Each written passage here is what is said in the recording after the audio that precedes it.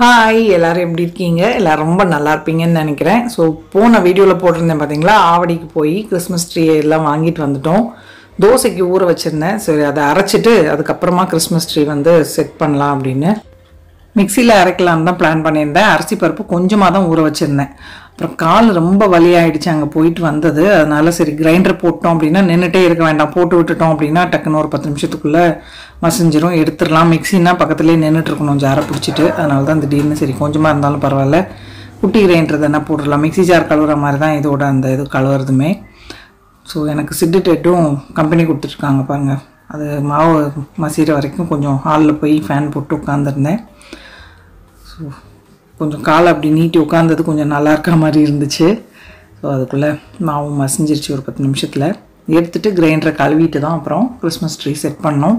Dinner பார்த்திங்கன்னா அங்கே இன்றைக்கி பொண்ணு ஸ்டோர்ஸில் கிம்ச்சி ரேமன் இது வாங்கிட்டு வந்திருக்கா அண்ணு. அவளுக்கு வந்து இந்த ரேமன் இதெல்லாம் ரொம்ப பிடிக்கும்.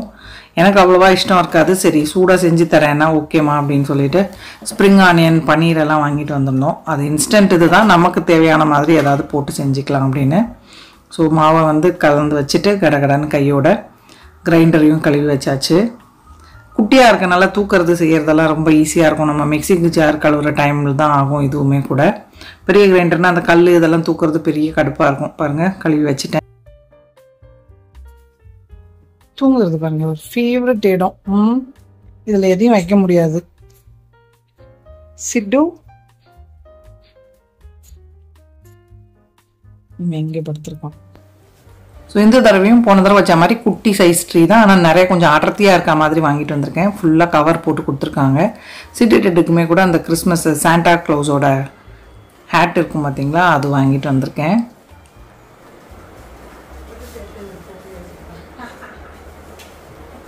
ரெண்டு பேருக்கும் போடணும் அப்படின்னா ஓடுறானுங்க.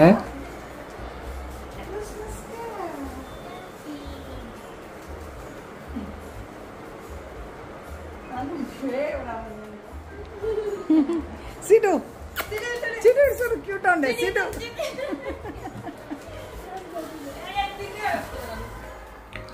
சின்ன குழந்தைங்களை ட்ரீட் பண்ணுற மாதிரி தான் இது ரெண்டுத்தையும் வச்சுட்டு நாங்கள் வர்ற பாடு பாருங்கள். பயங்கர கிளிட்டராக இருந்த டெக்கோர் இதில். சோஃபா இது ஃபுல்லுமே தர எல்லாமே ஜிக்னாவாக இருந்தது. இவனுங்க எங்கே அதை நக்கீர்வானுங்களோன்ட்டு ஒரு தடவை ஃபுல்லும் வேக்யூம் போட்டுட்டு தான் வந்து இந்த ட்ரீயை எடுத்து வச்சிட்ருக்கேன்.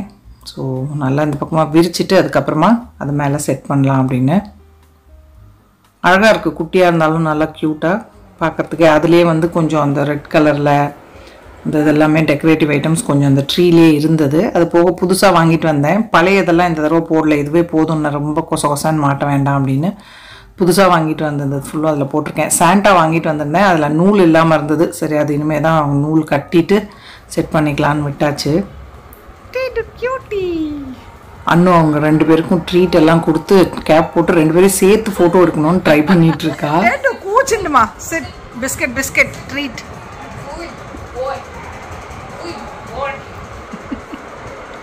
அவங்க ரெண்டு பேருக்கும் கேப் வாங்கிட்டு வந்தா. அண்ணு வச்சு ஃபோட்டோ எடுக்கணும்னு பார்த்தா விட மாட்டேங்கிறாங்க ரெண்டு பேரும். ட்ரீட் சிட்டு செட் ட்ரீட் ட்ரீட்.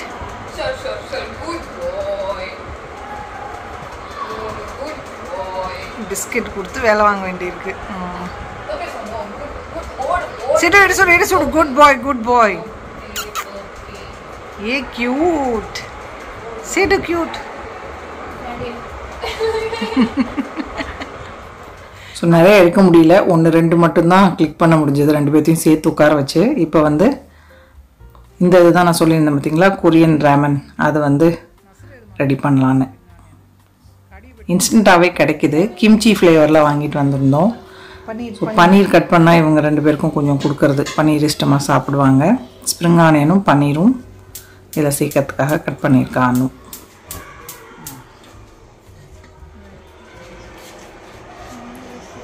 ரெண்டு பேருக்கும் என்னடா வேலை இங்கே.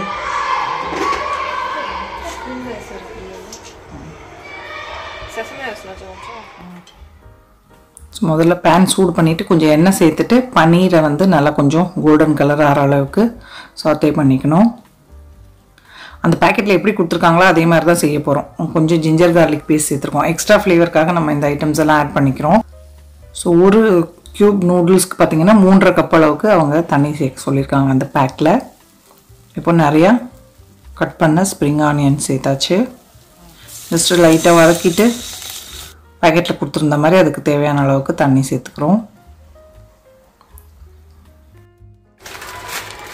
கொரியன் ராமன் நோர் பிராண்டது எள்ளு.